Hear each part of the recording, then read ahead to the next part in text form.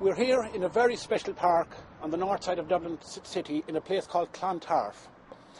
It's a special park because it's called after a special man. It's called Bram Stoker Park, and it's for a good reason. Because Bram Stoker, the author of the great novel Dracula, was born in the house right behind me here. He was entirely dependent on a range of secondary sources in the form of travel books written by Western writers who travelled round some of the fringes of Europe in the late 19th century.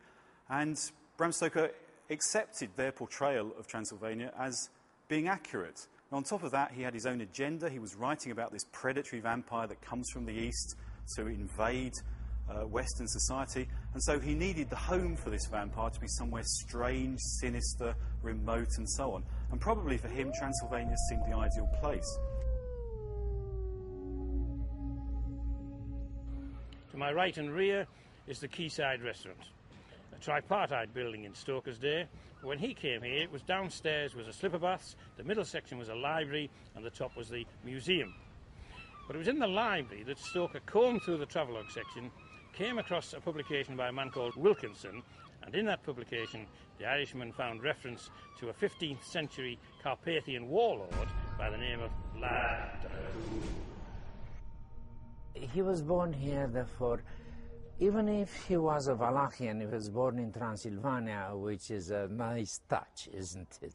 Very many people, confused by a book of success called In Search of Dracula, are coming here and they believe they are looking at the house in which Count Dracula, the vampire, lived, or something of this kind, because their information is incomplete. Indeed, you can even see blood in the guise of a vampire.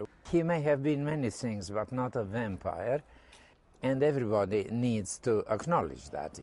So that's that Dracula. Now, what about the other one, Count Dracula? Well, Count Dracula was Bram Stoker's imagination, of course, and the castle in his book was a product of his imagination. There's no evidence that Stoker knew anything at all about precisely about Bran Castle, which is rather a pity because it is a magnificent castle, genuine 14th century castle, and it looks like it could be Castle Dracula, but it's one of those things. It isn't Castle Dracula. So Bram Stoker decided to emplace the castle in Transylvania. Has he been in Transylvania?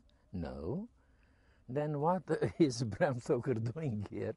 Have a look at him.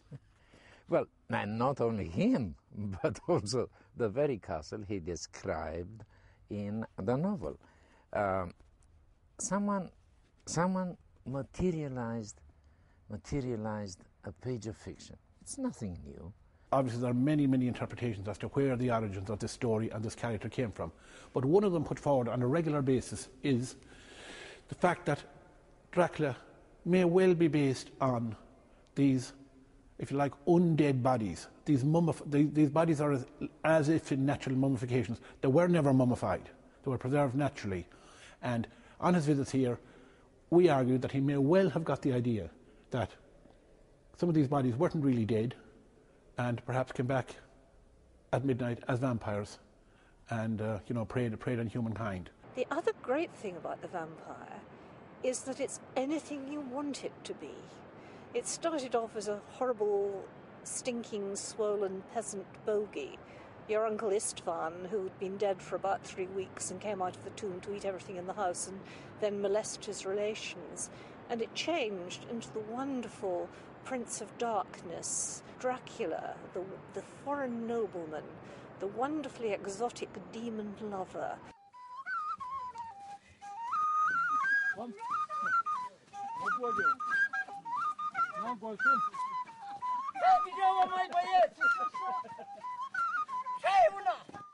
Pățepeș și-l aduceți în fața divanului să fie judecat pentru nesupunere.